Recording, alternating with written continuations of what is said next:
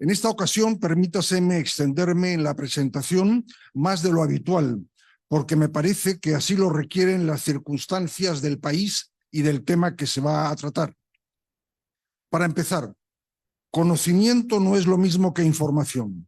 La información está fuera del sujeto y el conocimiento está en el interior. Es el tratamiento mental de la información adquirida. En anhelo de ese conocimiento, la Academia Peruana de Derecho se complace de haber invitado esta tarde a dos sobresalientes juristas para que con la información y las ideas que nos van a proporcionar sepamos más del Tribunal Constitucional, en particular de la importancia de su razón de ser y de su función y rectora, no solo en el ámbito jurídico, sino en el de la paz social y también, por qué no decirlo, la paz política. Estos dos juristas son, coincidentemente, dos Ernestos, en orden alfabético, Ernesto Álvarez Miranda y Ernesto Blume Fortini. Ambos han sido presidentes del tribunal y conocen superlativamente su menester. Y los dos hacen honor a su nombre. En efecto, teatro de Oscar Wilde, llamada en español La importancia de llamarse Ernesto, pero que en inglés es The Importance of Being Ernest, que viene a ser la importancia de ser Ernesto. Y esto tiene su trascendencia porque en idioma inglés suenan igual las palabras Ernst, Ernesto, y Ernst, serio. De modo que lo que Oscar Wilde quiso fue trabajar y jugar con el doble sentido de Ernesto y seriedad. Hoy tenemos a dos juristas muy serios, ambos Ernestos, que hacen honor con seriedad a sus nombres. Y lo hago notar porque el tema de hoy, la importancia del Tribunal Constitucional, es tan urgente como la de la importancia de que actúe muy seriamente en su misión. Hoy, en verdad, es muy grave. En un magnífico artículo publicado ayer en un diario local, el periodista Juan Paredes Castro dijo lo siguiente, que me permito leer. Hoy estamos ante lo desacostumbrado, inéditas y sucesivas vulneraciones del Estado de Derecho por parte de quienes deberían defenderlo. Me refiero a los administradores de justicia, es decir, a los jueces y fiscales que confunden sus respetables espacios jurisdiccionales con un desbordado campo de batalla política en el que la Constitución termina en manos de nadie, poco menos que alfombras para limpiarse. Y sigue Paredes. Si la Junta Nacional de Justicia no corrige prontamente sus graves conflictos de intereses y sus transgresiones constitucionales, si el Congreso de la República no se pone a la altura de sus competencias supremas, si el Ministerio Público no pone orden y equidad en su desempeño jurisdiccional y en sus cuestionamientos internos manchados de impunidad, si el Poder Judicial no sanciona la tendencia de alguno de sus magistrados de ser comparsas del Ministerio Público, y si el Tribunal Constitucional, a veces muy despierto ante lo evidente y otras veces distraído como ahora, ante el inminente desastre del Estado de Derecho, no hace el tribunal lo que debe hacer, despertaremos mañana o pasado mañana sin garantías absolutamente de nada. Despertaremos en un nuevo golpe de Estado. Yo agregaré a las palabras de Paredes, agregaré sin rubor ni bochorno alguno, que en gran parte del quehacer jurídico nacional no hay falta de información, sino de conocimiento, porque en la práctica jurídica hoy, por parte de sus principales operadores, no se piensa con rigor, sino con apresuramiento y ligereza.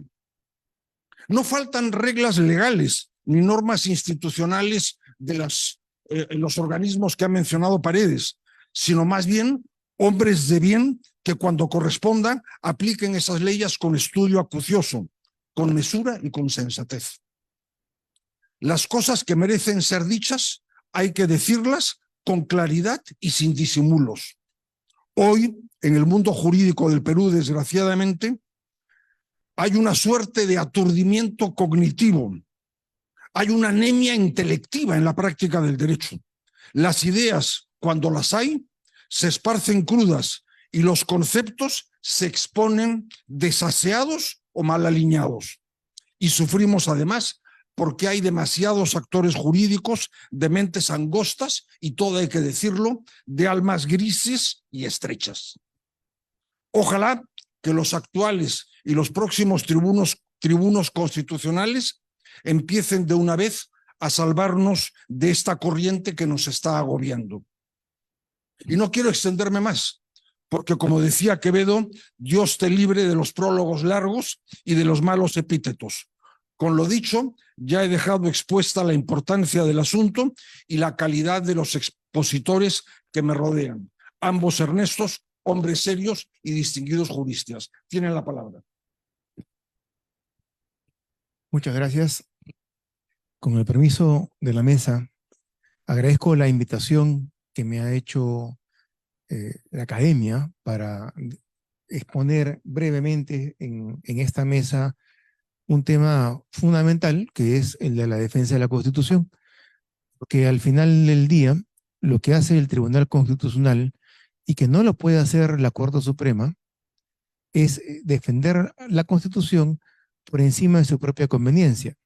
Y lo digo de su propia conveniencia, porque la Corte Suprema y sus magistrados tienen que defender su prestigio, su honorabilidad y su carrera de más de 20 años al servicio del Poder Judicial, mientras que los magistrados del Tribunal Constitucional son elegidos por representantes políticos y asumen una tarea para la cual no admiten mayor defensa que cumplir su tiempo, su mandato, e ir y regresar a la academia o al litigio o al estudio, allí donde realmente pertenecen. Por tanto, no tienen nada o mucho que perder.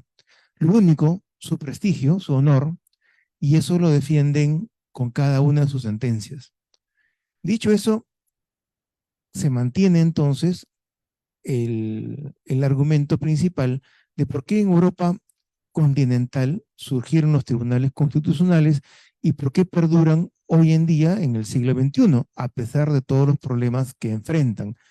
Porque hay que decirlo, tanto el Tribunal Constitucional alemán como el español, como a su manera el italiano, enfrentan similares problemas a los que ocurre en Perú, en Chile y en alguna medida la Corte colombiana en Colombia. Y es que la política como actividad misma está en crisis. Y así como una constitución que es política y jurídica al mismo tiempo, no puede hacer más tarea, más objetivo que el que le pueda señalar a la clase política en la cual se asienta la democracia en cada uno de los países. Dicho de otra manera, la Constitución no va a ser más eficiente, ni más útil, ni más pacificadora que lo que admita la democracia en sí, sobre la cual está situada. Y la democracia, a su vez, no es mejor ni peor que la clase política con la cual o en la cual se realiza la actividad. En el Perú, la actividad política ha decaído, al igual que la calidad de la mayoría de los funcionarios del Estado. Y eso pasa por un demérito colectivo. Y como bien lo dijo el distinguido jurista que me antecedió, hay un desprestigio aceptado por parte de los ciudadanos con respecto a sus representantes, tanto políticos como a sus representantes profesionales, culturales, sociales, de forma tal que los mejores elementos de la sociedad tienen responsabilidades en el Estado.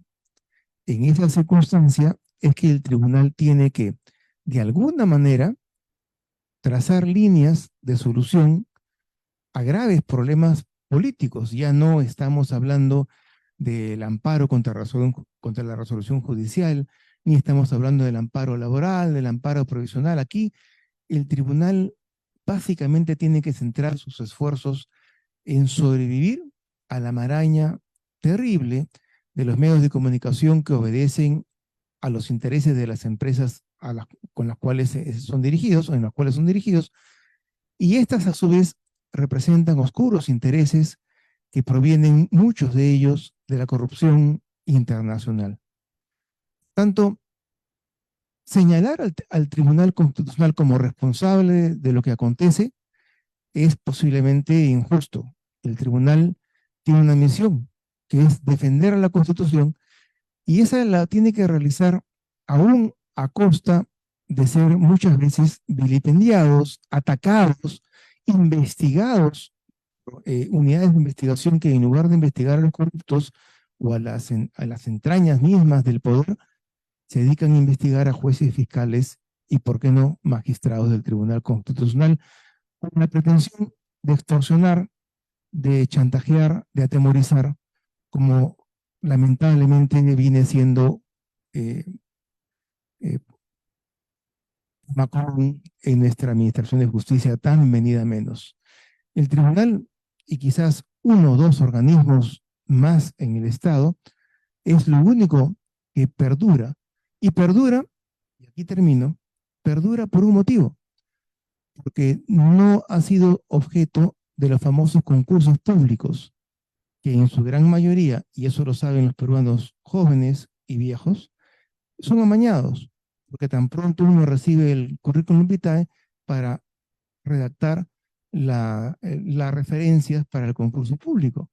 En cambio, los magistrados del tribunal han sido elegidos por los representantes políticos, por una mayoría de 2/3, lo que exige, así sean políticos de envergadura o sean amateurs, les exige ponerse de acuerdo. Y de esa manera, no uno ni dos magistrados del tribunal, sino los 7 en su conjunto, representan las diversas perspectivas ideológicas y políticas que existen en la sociedad. Y esa es su valor, esa es su fortaleza principal. Muchas gracias.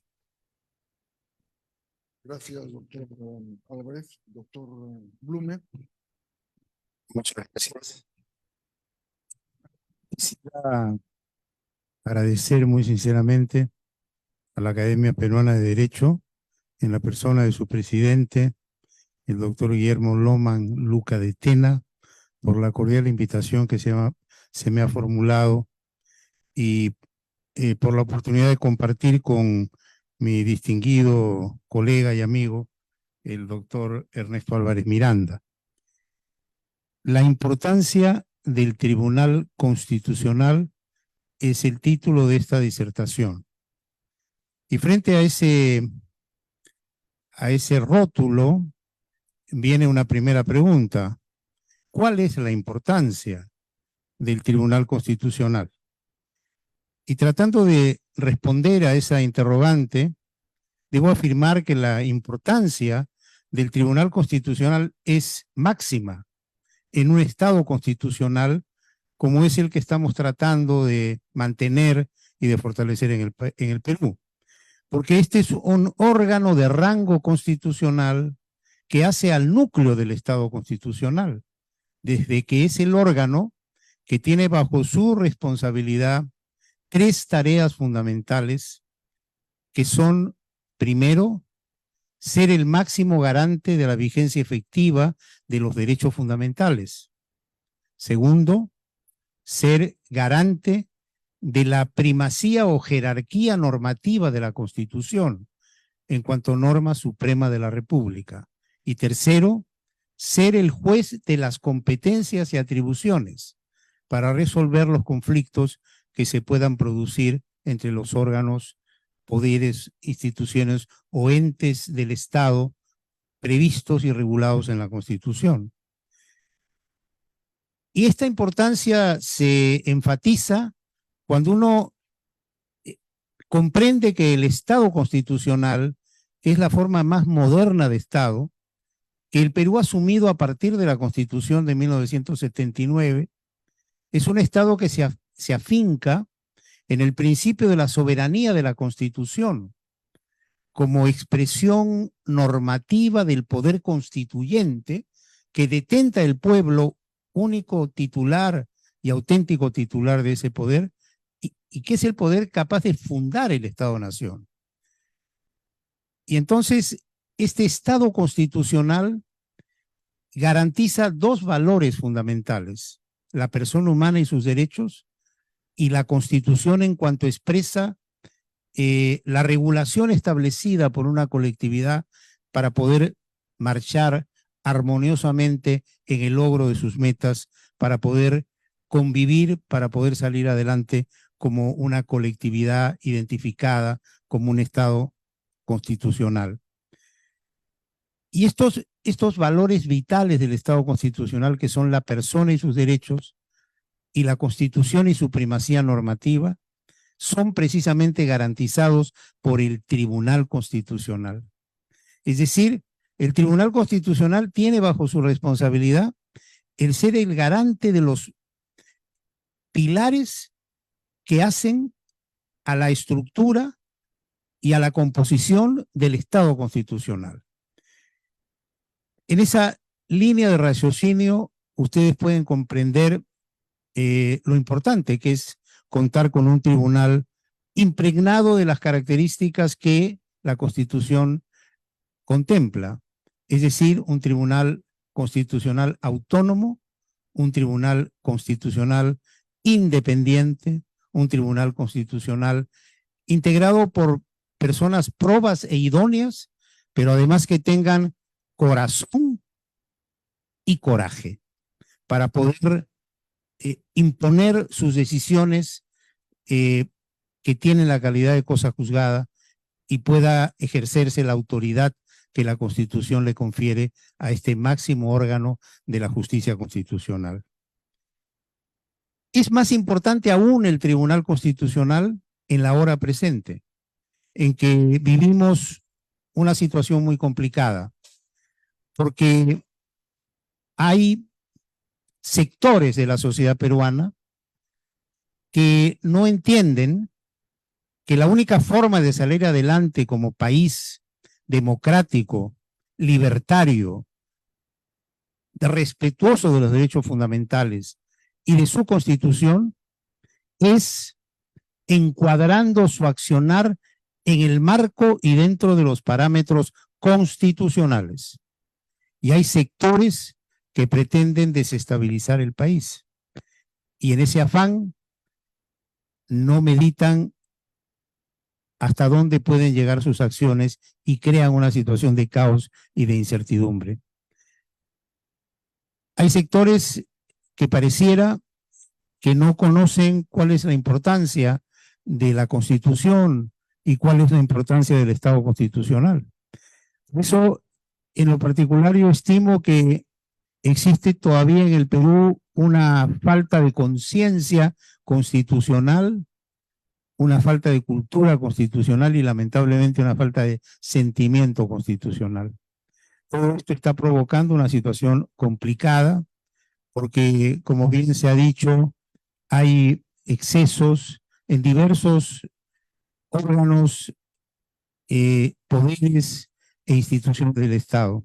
Si nosotros observamos el accionar de la Junta Nacional de Justicia, del Ministerio Público, del Poder Judicial, del propio Poder Legislativo, vemos contradicciones, luchas internas, luchas fratricidas y una falta de conciencia en quienes encabezan estas instituciones, que juraron al asumir sus cargos como funcionarios públicos de la mayor jerarquía respetar, cumplir y hacer cumplir la Constitución, y sin embargo abdican de ese juramento.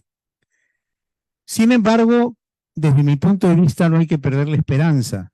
Yo creo que dentro de todo el panorama sombrío que hoy observamos, el Perú, desde la caída del expresidente Fujimori, salvo dos incidentes penosos, la disolución fáctica que protagonizó Vizcarra del Congreso el año 2019 y el frustrado golpe de Estado que protagonizó el señor Pedro Castillo el año 2022, el Perú ha vivido en el hilo y en el cauce constitucional y ha ido superando sus problemas dentro del orden constitucional. Por eso hay que ser conscientes que tanto la Constitución como particularmente a nivel de órganos del Estado, el Tribunal Constitucional, son elementos de soporte y garantía del Estado constitucional y de enfrentamiento y superación de las crisis que hoy se presentan. En ese sentido, hay que valorar al Tribunal Constitucional y procurar que allí a él lleguen los mejores juristas del país. Y por lo tanto, teniendo un buen Tribunal Constitucional, hay un elemento muy importante de sostenimiento del orden constitucional. Gracias. Yo quisiera poner de manifiesto estos dos episodios de la disolución del Congreso por esa disolución, interpretación fáctica del señor Vizcarra y el frustrado golpe de Estado, que esto sin duda tuvieron una trascendencia para el tribunal, pero pienso, y quisiera escucharla,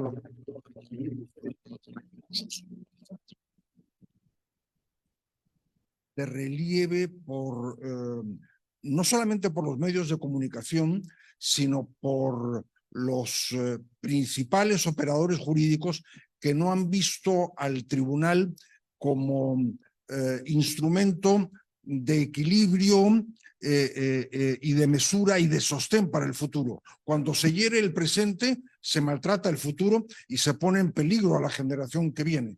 Entonces, ¿no sienten ustedes que a veces no han tenido el respaldo de los medios de comunicación y sí más bien unas injustificadas críticas? Evidentemente sí.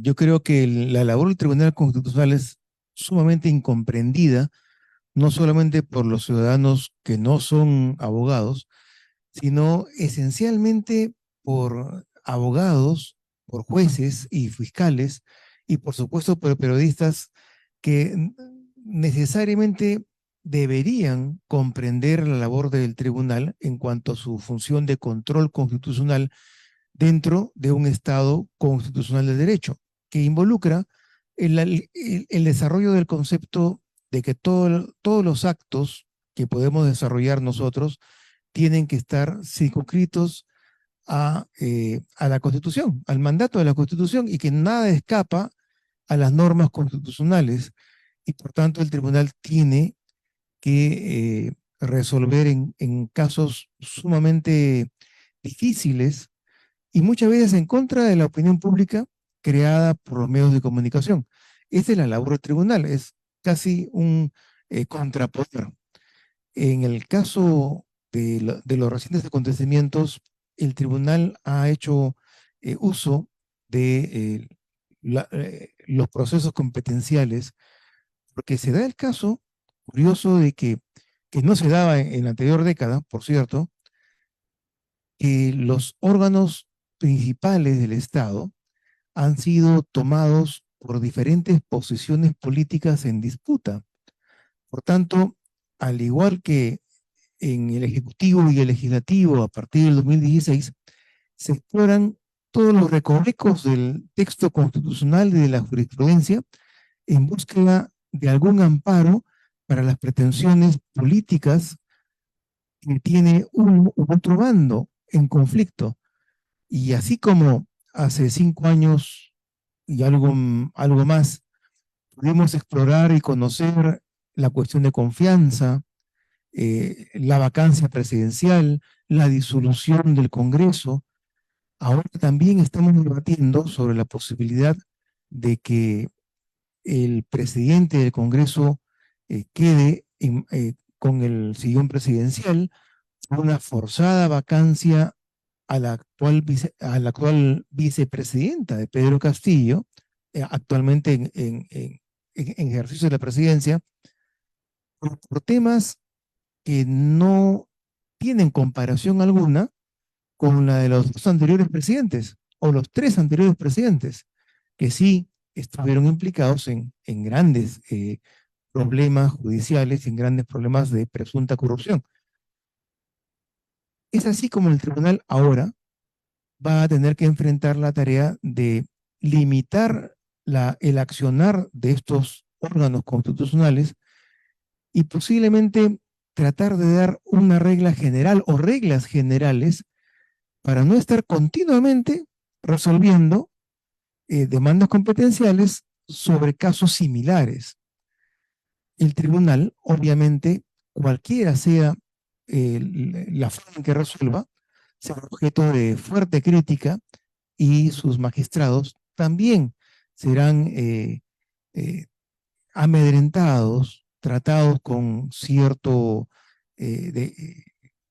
desprecio, un maltrato, que es lo habitual, lamentablemente, en el sector público hoy en día. Y es por eso que los jóvenes y los profesionales exitosos rehuyen participar no solo de la política, sino incluso de la labor del Estado.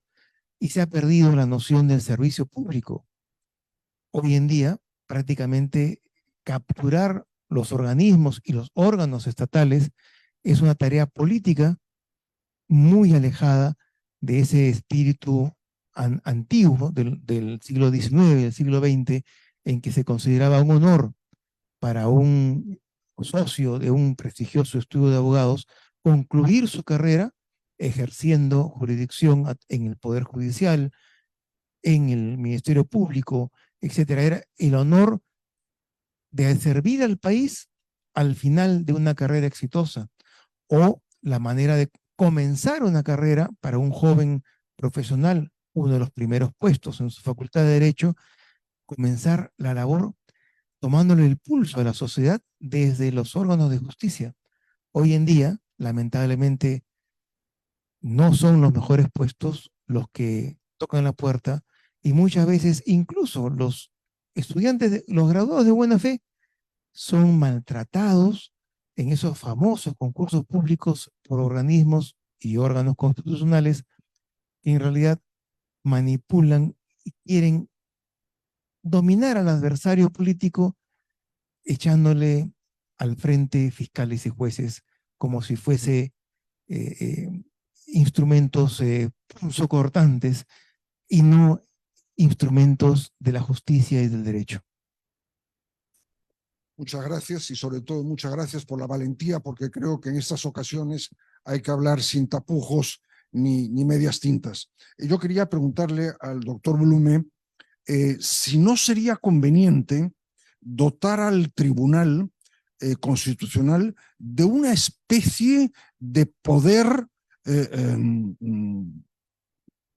ejecución, porque el tribunal ejerce docencia, sin duda expresa posiciones, pero ¿hasta qué punto no sería necesario que pudiera ejercer de hecho un poder para que se cumpliera y que esas directrices efectivamente encuentren acogida?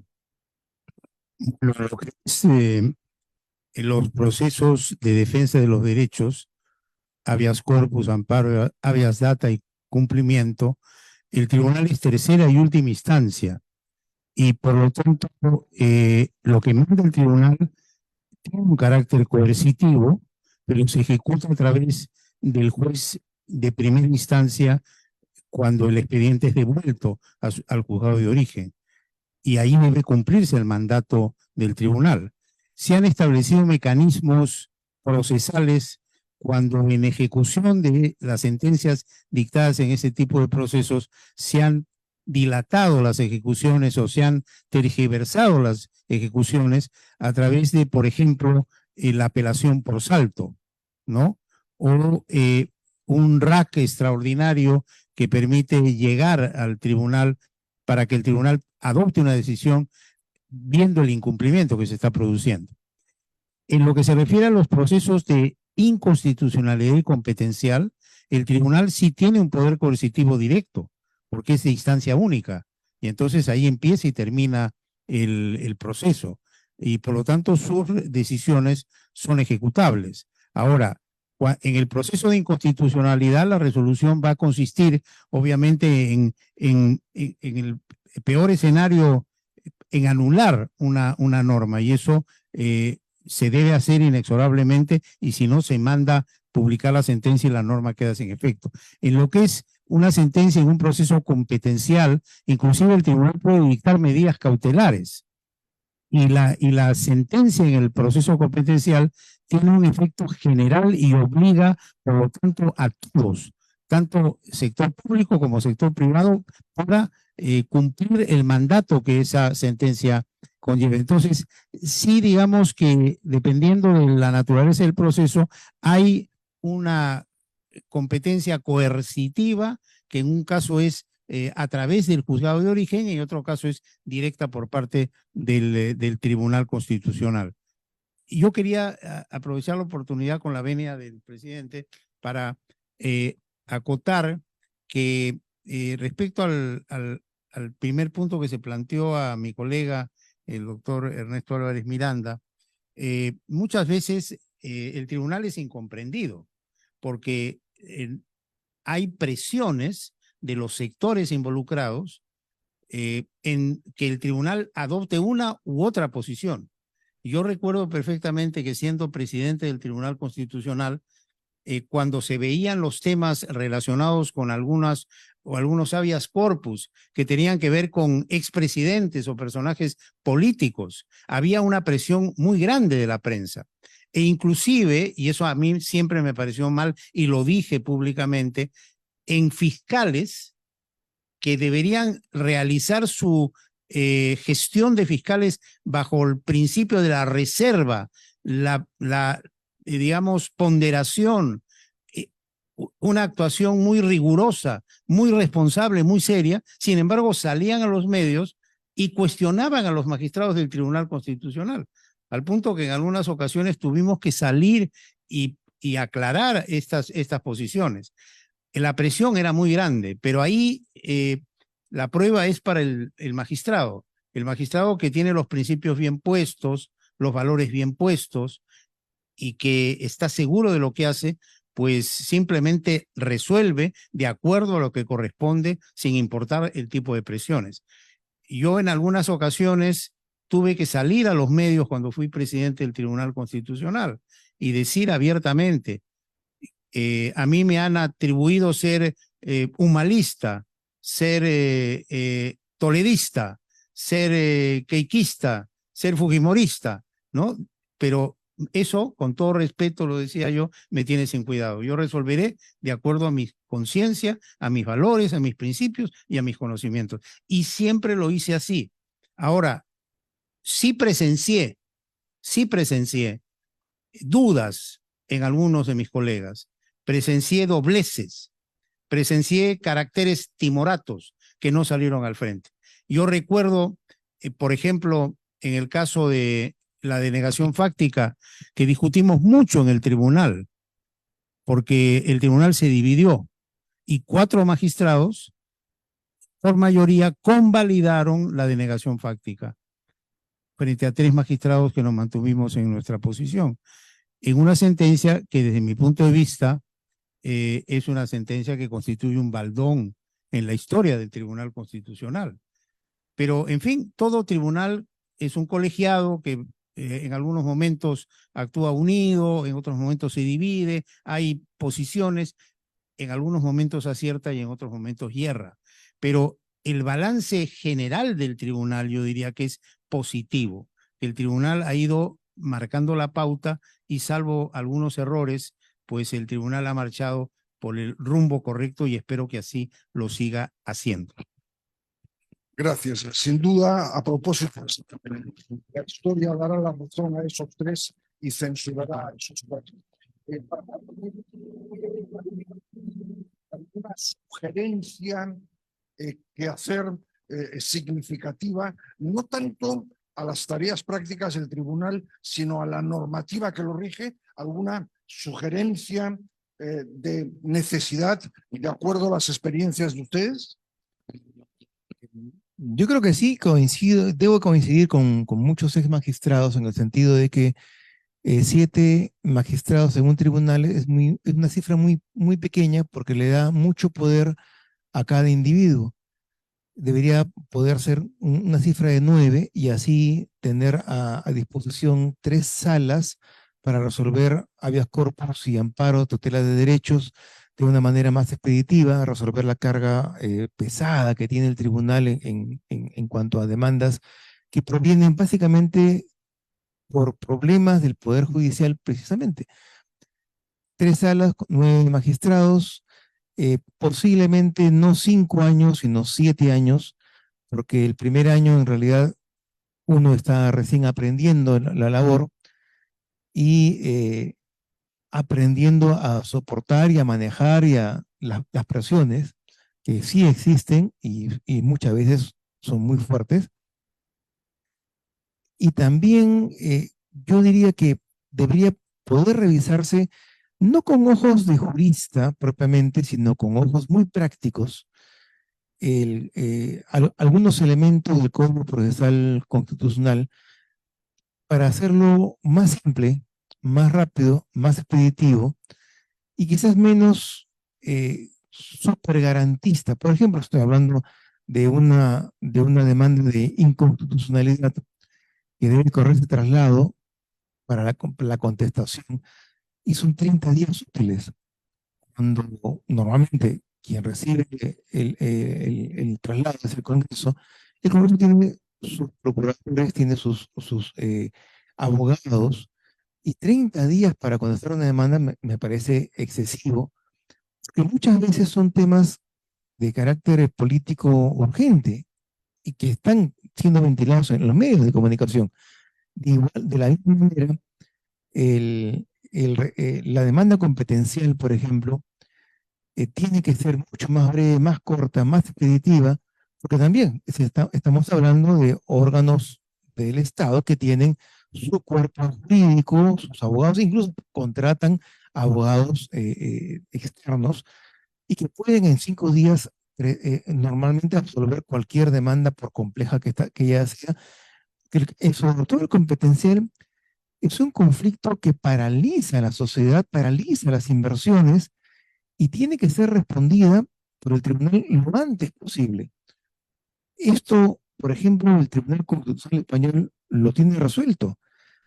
El Tribunal Constitucional Español, en los graves problemas que afrontó y sigue afrontando la política española, tiene mecanismos para absolver requerimientos de una manera mucho más expeditiva, porque se trata de casos no solo emblemáticos, sino casos gravísimos para la sociedad. Y por lo contrario, el amparo previsional, por ejemplo, que 1/3 de los asesores del tribunal siguen trabajando con su maquinita de calcular para establecer cuál es la pensión que le corresponde a cada demandante, el amparo previsional, que es más lento que la vía previsional ya dispuesta en los juzgados del mismo nombre, por el mismo Poder Judicial. Podía perfectamente el tribunal dejar de lado ese tema y simplemente supervisar el cumplimiento de sus precedentes constitucionales a través del amparo contra resolución judicial.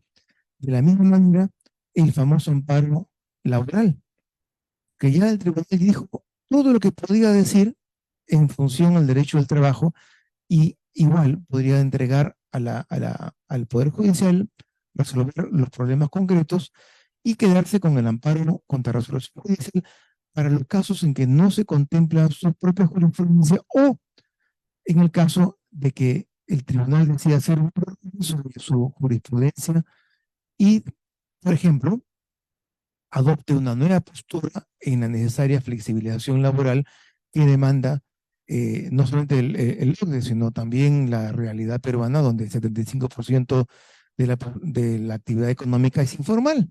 O sea, estamos muchas veces manteniendo una jurisprudencia que ya es incoherente con la propia realidad. Muchas gracias.